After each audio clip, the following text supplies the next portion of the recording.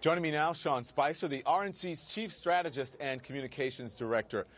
Hi, Sean. Another Republican debate tomorrow. There were a lot of complaints and media bashing by the RNC and the candidates after the last one. So what do you expect this time?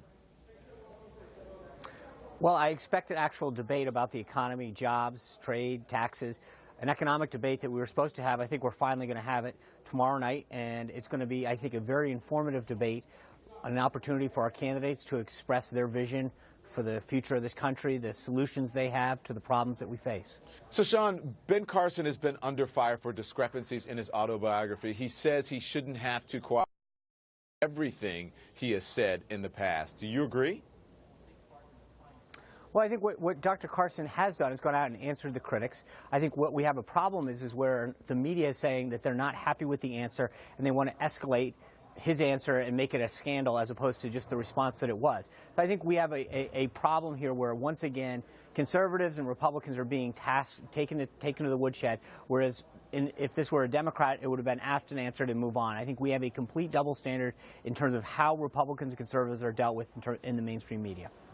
He says that he has come under more scrutiny than anyone else, that the media is sick and stupid.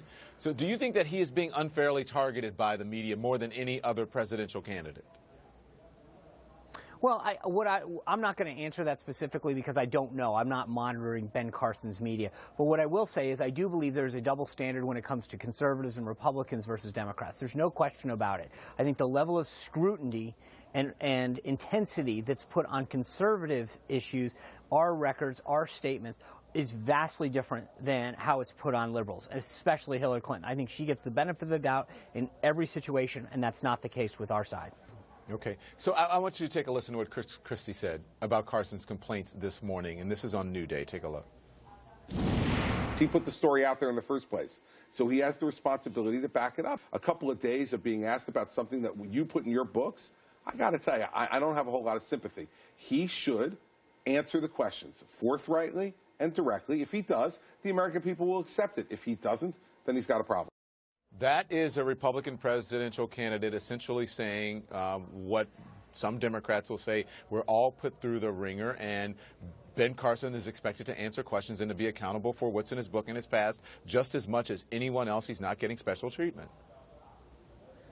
Right, and I don't disagree with the fact that every candidate needs to be accountable to their record and to their statements.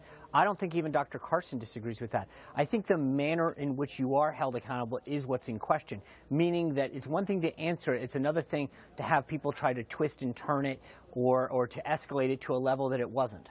Okay. And that's really what this comes down to. Again, no one's saying that you can't ask tough questions or you can't be held accountable. It's the manner in which it's done and the way in which it's escalated. And that's where I think we saw a lot of it with Dr. Carson in particular, but we've seen it before with Marco Rubio and his credit card, is everyone wants to jump on conservatives and take every little nugget that's out there and blow it up. Isn't it the manner also, Sean, in which it's answered? Because if he had answered in the way Chris Christie said, you know, it's hey, he is the front runner right now.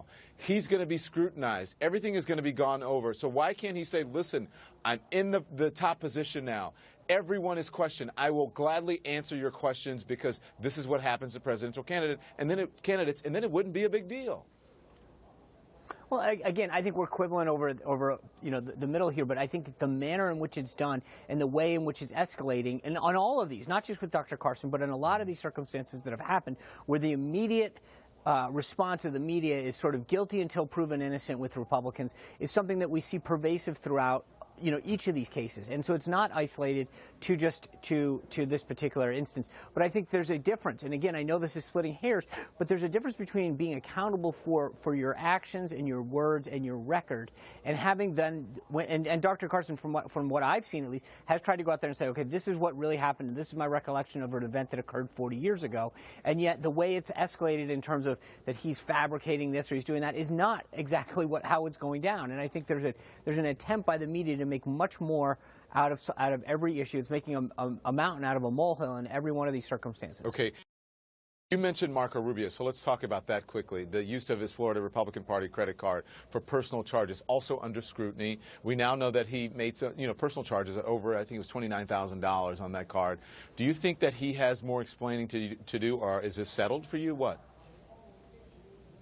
Well, Marco Rubio isn't accountable to me or the RNC, so that's number one. But from what I've seen, he has shown exactly what he said was going on is the case. And so, you know, I think this is another example of the media jumping the gun and trying to make a narrative out of something that wasn't there. All right. Sean Spicer, thank you. Appreciate it. See you tomorrow night.